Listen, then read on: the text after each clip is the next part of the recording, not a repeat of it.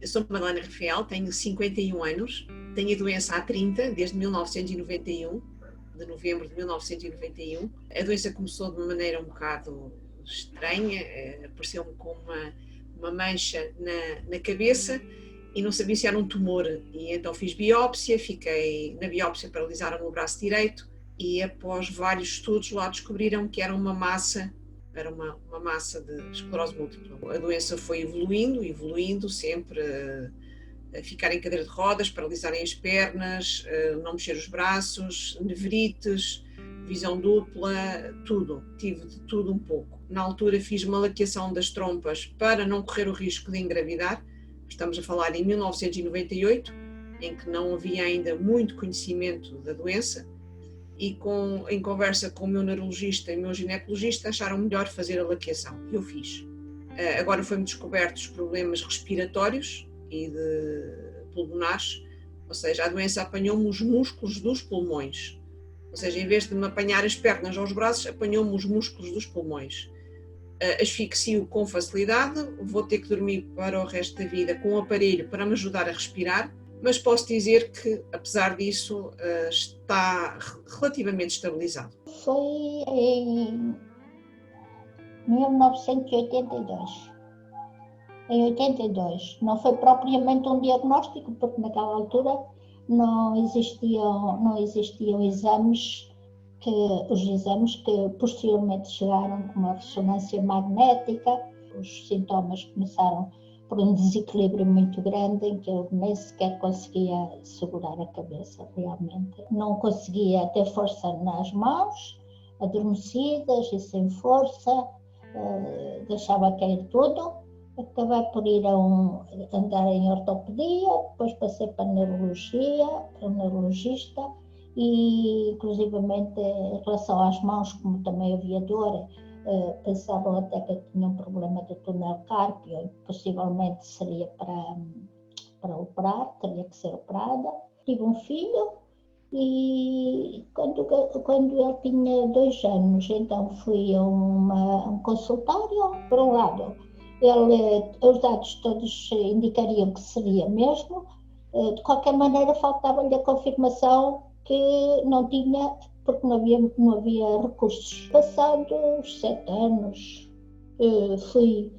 fiz a ressonância e pronto, e tudo se confirmou. Meu nome é Ana, tenho 29 anos, fui diagnosticada agora em abril de 2020.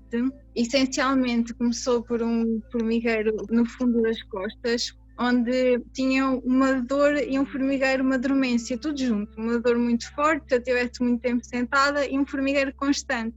Esse formigueiro foi continuando para as pernas, foi descendo e chegou aos pés. Uma vez que não sabia, né, nunca tinha acontecido assim uma coisa tão estranha ao longo de mais de uma semana, fui às urgências porque já não aguentava mais e já não sentia, ou seja, se eu pudesse os pés no chão eu já não sentia, eu sabia que estava a andar, mas eu já não sabia a sensação. E então acabei por ir, com medo, porque eu já estava quase sem sentir os pés, e aí fiz logo uma ressonância magnética e foi logo diagnosticada que eu estava com uma inflamação na medula, queria logo ficar internada. Não me foi logo dito o que é que eu tinha, só ao fim de 12 dias de internamento é que me disseram que tinha esclerose múltipla. É sempre um choque. Nós nunca estamos à espera daquilo, não é? Ainda por cima, no ano em que eu ia casar, em 1993, mas a minha mulher, que na altura ainda era a minha namorada, foi casar com um fulano que tinha uma esclerose múltipla e ao mesmo tempo tive um apoio fantástico da parte dela. Acabou por ser uma coisa muito boa. Foi uma situação que acabou por não ser tão má como isso, pela consequência. Durante esses anos todos consegui perfeitamente cumprir muito bem com as minhas obrigações, claro, com algum apoio no que respeita a encostar-me um bocado à secretária, ou mesmo às secretárias dos miúdos, quando era preciso, quando eu tinha alguma dificuldade na movimentação, mas de resto consegui muito bem desempenhar a minha posição, até que cheguei a esse mesmo ano de 2013, que já foi mesmo muito complicado, quando comecei a voltar a ter a visão dupla e tive mesmo que desistir. Foi-me diagnosticada a esclerose, tinha eu 30 anos, por isso em 1992. Entretanto, casei-me, tenho uma filhota com 28 anos e estou aposentado há cerca de 6 anos. Houve um dia que acordei e estava com a mão direita sem sensibilidade nenhuma. Pensei eu, dormi em cima da mão, um mau jeito, má circulação, isto passa. As horas foram passando e aquilo não passava. Entretanto, eu comecei a achar que era realmente muito estranho e acabei por me dirigir ao hospital.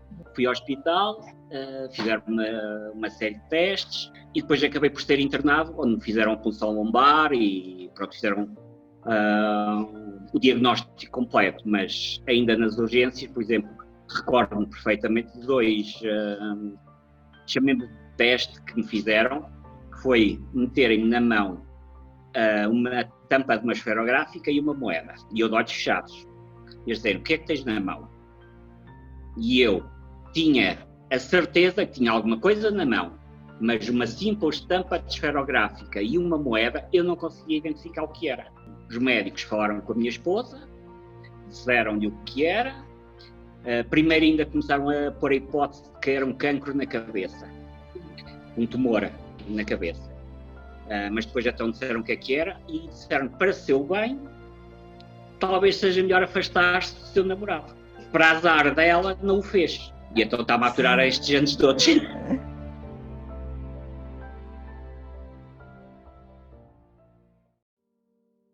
Uma pessoa, quando diz que tem esclerose múltipla, quem não tem desconhece o que é e fica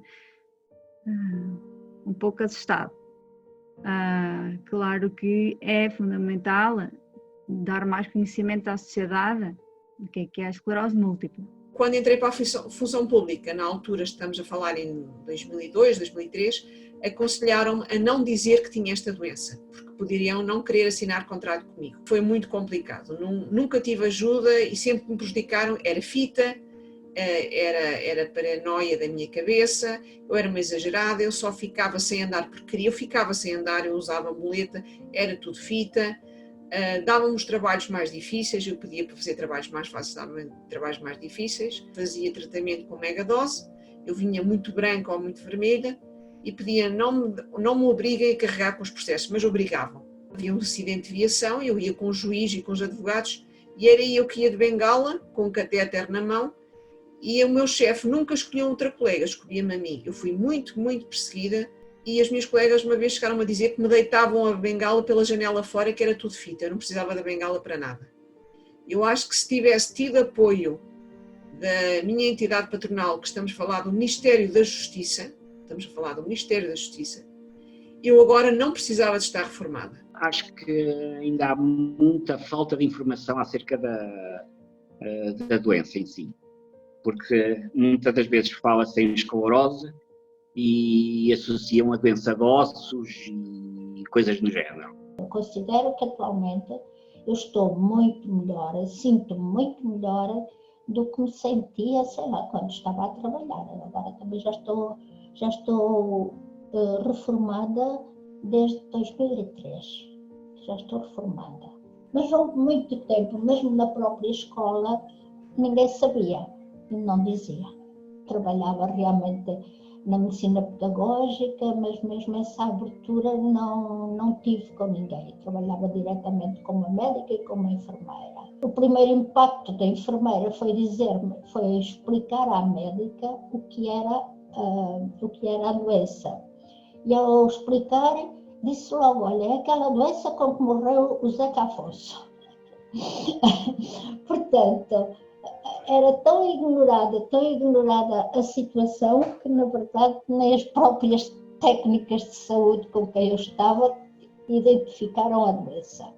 Portanto, eu parti do princípio que deveria viver lá a sós, em casa, com o marido, claro que sim, aí o apoio é total, foi e é e será.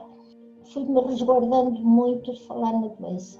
Ainda existe muito falta de conhecimento. Quando eu disse aos meus colegas de trabalho que eu tinha esta doença, quase todos perguntaram se ia ficar de cadeira de rodas. Há aquele estigma de que quem tem esta doença vai acabar numa cadeira de rodas e nunca mais vai conseguir trabalhar. E tenho pouca noção, por exemplo, eu ainda digo hoje em dia, então, como é que te sentes, como é que estás? Eu digo, eu estou melhor, felizmente, já consigo andar, já consigo conduzir, já consigo fazer isso tudo, mas canto muito rápido. E as pessoas perguntam-me imediatamente, deve ser da medicação.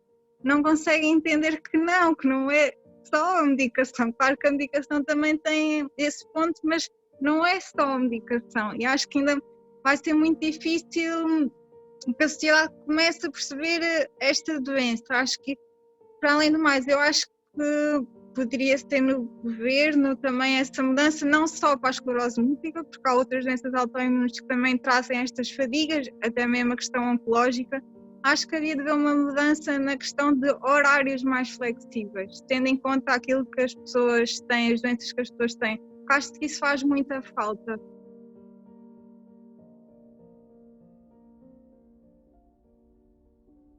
Eu procurei a SPEM assim que me diagnosticaram a doença, fui pesquisar a doença na internet e vi que havia a SPEM e rapidamente fiz-me sócia e fui à primeira reunião e foi um alívio, foi chegar e desabafar e deitar tudo cá para fora e saber que havia mais gente e que estavam ali e que estavam todos no mesmo barco que eu, foi muito bom.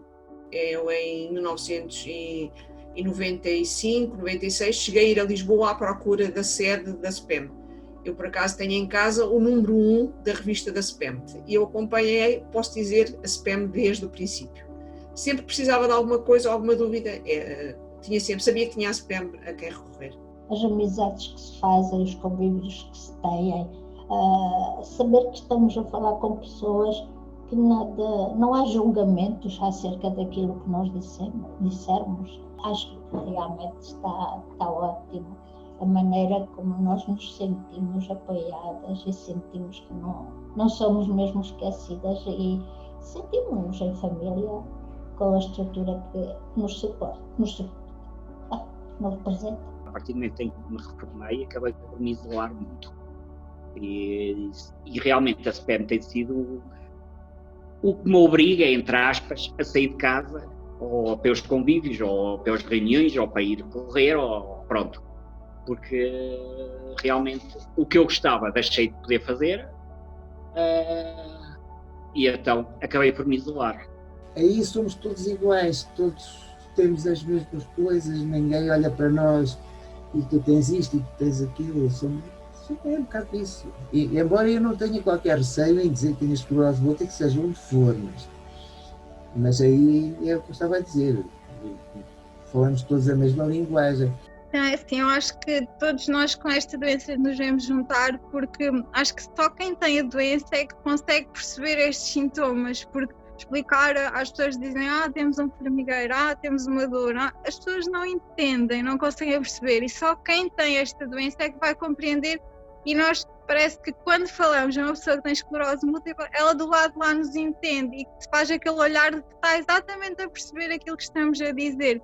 E esse conforto é totalmente diferente de qualquer outro apoio que nós possamos ter.